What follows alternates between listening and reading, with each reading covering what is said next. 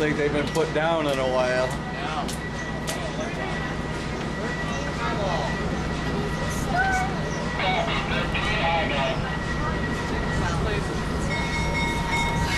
Alright, we're going to be making 2 laps around our grounds today. And stuff just a ways down our track at our hobo's boxcar. It should be about a 25-minute, half an hour long ride.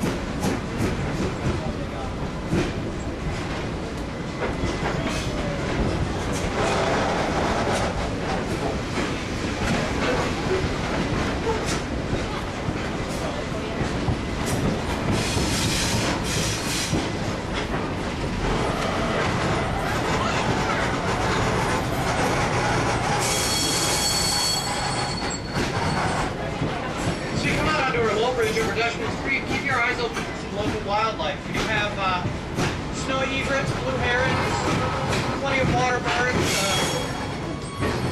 actually a couple of bald eagles as well that like to sit up in the trees alongside the bank. Keep your eyes open for them grow out and stay here. And if you look up, circling overhead there, you have a pelican. Quite a few of those that like to swim out on the Fox River as well as nest out in the bay.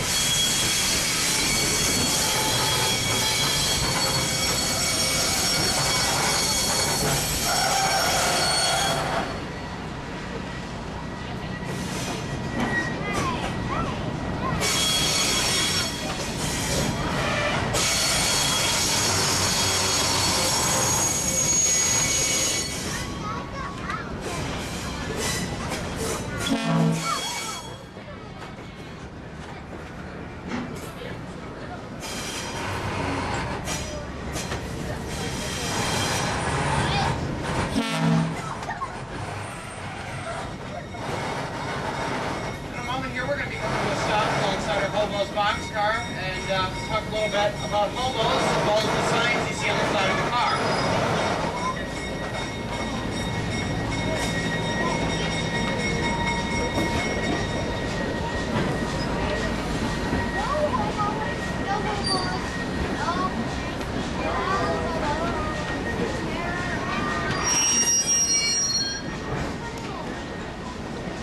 Now that we've come to a stop, if you can't get a good view of the car from where you're sitting, feel free to stand up and move around. Now, from around the Civil War era, running up until the post-World War II era, people who would have found themselves out of a job would have taken to riding, even on freight trains such as the ones you see alongside us, traveling the country in search of jobs. In other words, they would have become hobos. Now, the origin of the word hobo has been lost to time. However, there is a theory. What we think happened is it was a combination of 2 words, homeward and bound. Sometime during the Civil War, it's possible that someone asked a returning soldier where they were headed, and they said, "I'm hobo, I'm homeward bound." And the name just sort of stuck.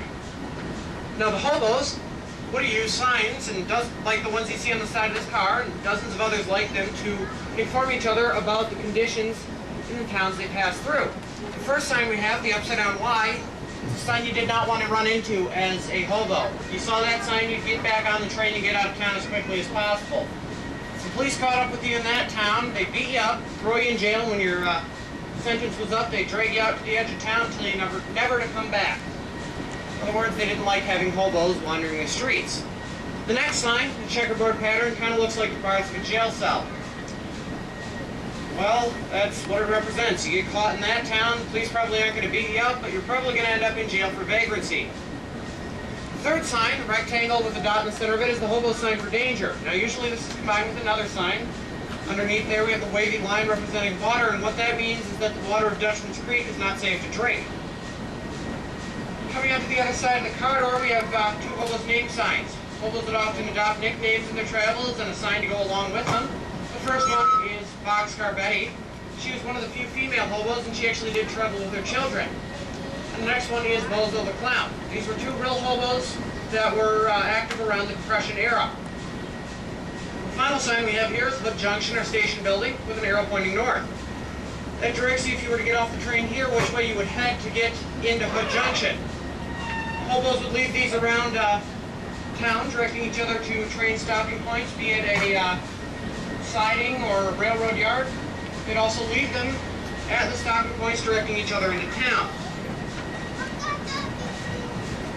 With that, I'm going to ask that everyone please take their seats. We're going to be getting underway once more.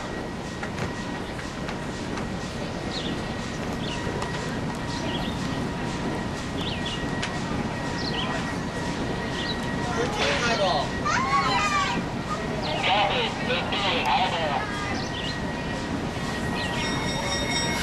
We're going to talk a little bit about the train, starting with our engine.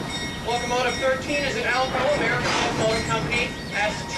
The S stands for Swisher, which is a lightweight, lower-powered locomotive that would have spent most of its life in or around the confines of a railroad yard or industrial complex. Although in some cases, mostly on branch lines, they were used as mainline locomotives. The engine on this locomotive is an Alco 539 6L 6-cylinder 1,000 horsepower turbocharged diesel engine. Now, being an early engine, there are some flaws in it. One of them was that the turbocharger tended to lag behind the rest of the engine, meaning that you get either a too rich fuel-to-air mixture or too lean of a fuel-to-air mixture, and as you see, poor burning fuel and a lot of smoke as the engineer throttles up and down. The car we're riding on, Commander Erschinger, is our longest operational car at over 78 feet long. The reason for its extended length is it was originally used by the United States Armed Forces to transport rocket boosters. About 3 years ago, it was taken into a restoration shop and converted to the condition you now see it in, so it resembles an open-air car of the early 1800s, albeit much longer and heavier. The car behind us, Josephine, is among our oldest operational cars, built in the 1920s. It originally served as a commuter car on the Reading Railroad and was brought to the museum in the 1970s. After having been used as display space for a traveling exhibit, it was put together by the Pennsylvania Electric Company called the Energy of Man.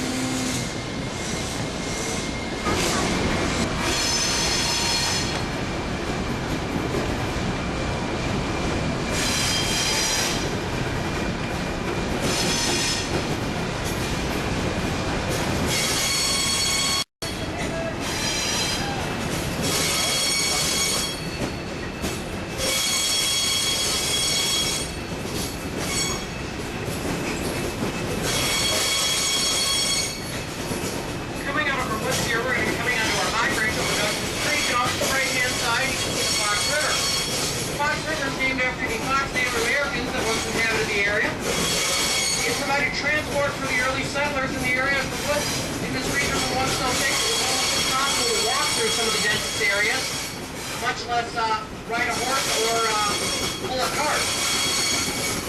It provided water for the steam boilers and water turbines of the early mills and factories, and it did and still does provide water for the paper making process that we're so famous for here in Green Bay.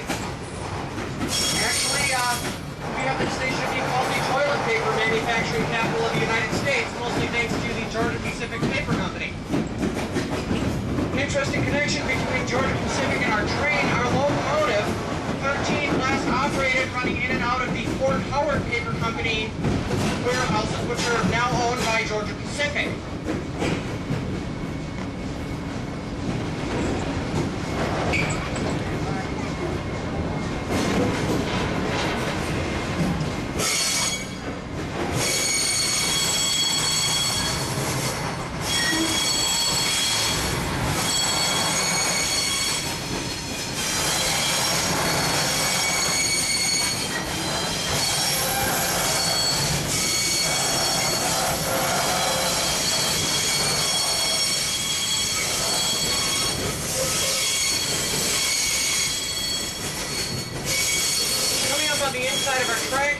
several buildings.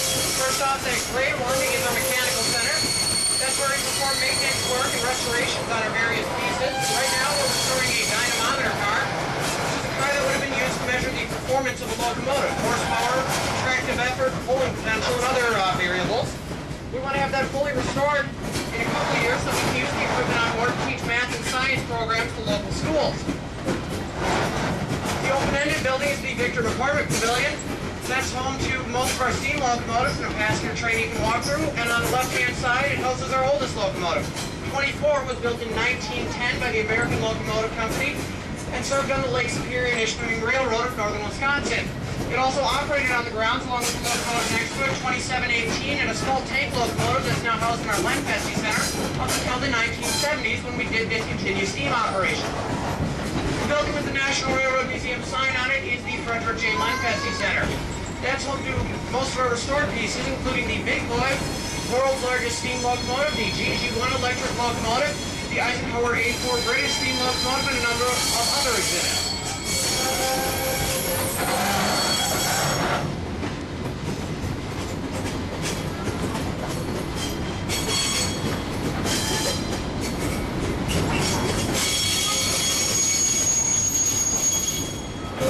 Now coming up on the right-hand side, we'll be passing our observation tower. It's 85 feet tall, there's 99 steps at the top. It's open the entire day, so feel free to go ahead and climb it. You can see a great view of the museum grounds and the surrounding area, and from the top you can see Lambeau Field.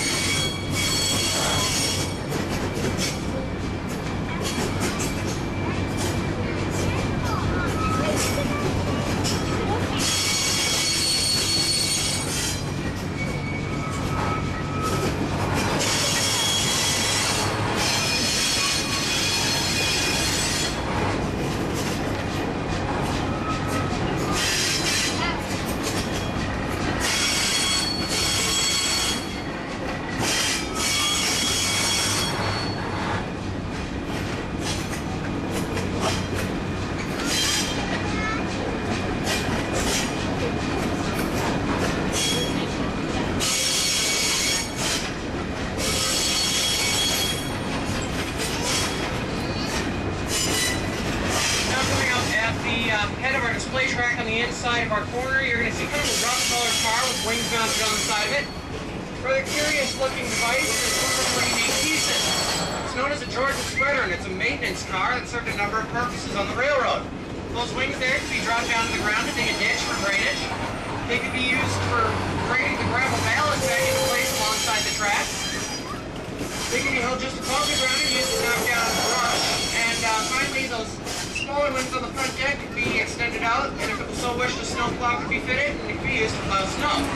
It's a relatively modern car. They are still produced and used today.